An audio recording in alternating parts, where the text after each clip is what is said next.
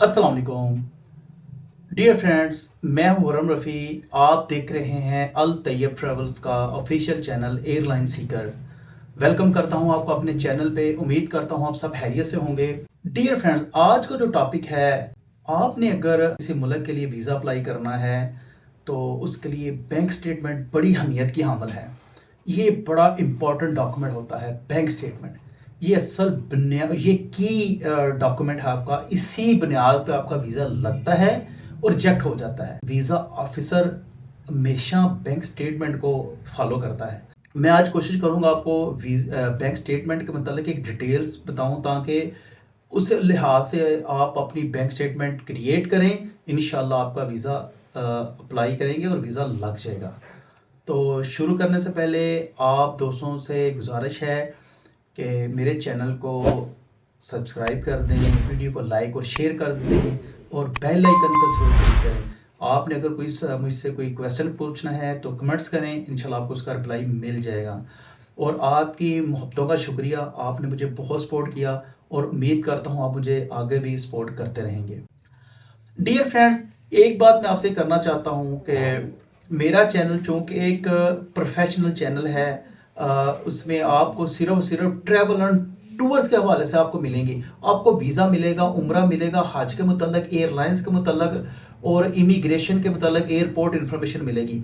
मेरे चैनल पे इसके अलावा कोई चीज़ आपको नहीं मिलेगी, क्योंकि ये प्रोफेशनल चैनल, हमारी एक ही लाइन है जिस पे चलेंगे। हम ये नहीं करेंगे कि आज आपको एक वीज़े के मुताल्लिक बताएं और कल आपको यूट्यूब पे पैसे कमाने का तरीका बता रहे हों। ये चीज़ें हमारे मेरे पास और मेरे चैनल पे आप नहीं देखेंगे। मेरे चैनल पे आपको एक ही लाइन नज़र आएगी, वो है travel and tour, visa, immigration, airport, airlines. ये मेरा एक दायरा है जिस जिस पे मैंने रहना है। इससे बाहर हम तो जा ही नहीं सकते, हमें और तो किसी की इंफॉर्मेशन देने की ज़रूरत नहीं।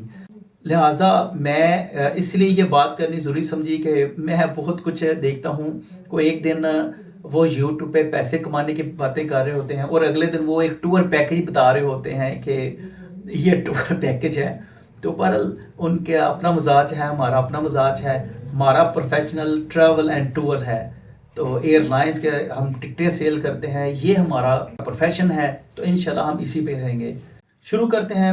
डियर फ्रेंड्स, सबसे पहले मैं आपको बैंक अकाउंट की डिटेल्स बताता हूँ। बैंक अकाउंट तीन किस्म के होते हैं। एक है बिजनेस अकाउंट, यानी अगर आपका कोई बिजनेस है, कारोबार करते हैं, फर्म के नाम का बैंक अकाउंट होगा। नंबर दो, उसके बाद अगर आप जॉब करते हैं तो आपका सैलरी अकाउंट होगा। नंबर तीन, आपका पर्सनल सेविंग अकाउंट। कुछ बंदे सेविंग अकाउंट नहीं खुलवाते, वो करंट अकाउंट खुलवाते हैं अपने ज़ाती नाम का। ये तीन किस्म के अकाउंट हैं, एक फर्म का, एक सैलरी अकाउंट और एक बंदे का अपना ज़ाती अकाउंट। इसी बुनियाद पे हम आगे चलेंगे। जो आपका कंपनी अकाउंट है, फर्म का अकाउंट है, वो तो फर्म के नाम पे होगा, रजिस्टर्ड होगा, उसी पे आपके ट्रांजैक्शनें होंगी। जो सैलरी अकाउंट होता है उस पे आपकी कंपनी आपको उसमें सैलरी भिजवाती है। और जो आपका अपना अकाउंट, अपने एक नाम पे अकाउंट है, ज़ाहिर कि आपकी जितनी सेविंग होगी आप उसमें रखेंगे। अगर आपने वीज़ा अप्लाई करना है तो उसके लिए आपको मेहनत करना होगी बैंक स्टेटमेंट क्रिएट करने में। कुछ दोस्त ऐसे होते हैं कि वो एकदम से अपने अकाउंट में 8, 10, 15 लाख रुपया, 20 लाख रुपया रखवा दिया। तो ये बिल्कुल गलत बात है, इससे वीज़ा रिजेक्ट हो जाता है। क्योंकि वीज़ा ऑफिसर हमेशा आपकी ट्रांजैक्शन चेक करता है कि आपका डेबिट कितना है, क्रेडिट कितना है और फिर आपकी सेविंग कितनी है। ये सारा उसने चेक करना होता है। इसी बुनियाद पे आपको वीज़ा मिलता है। लिहाजा कोशिश करें कि आप अपने बैंक अकाउंट की एक क्रिएट करना शुरू कर दें। डे बाय डे उसको ना चलाएं। तरीका कर क्या है कि फ़र्ज़ करें आप आज से स्टार्ट करते हैं। आज फ़र्ज़ करें यकम है, आपने अगले 4-5 माह तक इसको मेंटेन करना है। फर्स्ट आप उसमें रख लें 3-4 लाख रुपया रख लें। उसके बाद डेली या दूसरे दिन उसके में इन आउट करते रहें, कुछ पेमेंट आ जाए, कुछ चली जाए। फिर हर महीने आपका ना 2, 2.5, 3, 4 लाख रुपया आपका उसमें सेविंग आ जाए। फिर अगला मंथ आ गया 2, 4, 5, इसी तरह 4-5 लाख रुपया उसी में सेविंग आ जाए। इसी तरह आप 4-5 मंथ में करेंगे तो आपकी ये रकम 20-25 लाख, 30 लाख तक चली जाएगी सेविंग की। जब वीज़ा ऑफिसर देखेगा कि आपकी ट्रांजैक्शनें कितनी हैं, और आपको मंथली पहले मंथ में आप कितने पैसे थे, दूसरे मंथ में ये बढ़ के 8 लाख हो गए, फिर उसके बाद फिर ये 16 चले गए, 20 चला गया, 25 हो गया, और 6 मंथ आपके जो ना भाई इतने पैसे हो गए।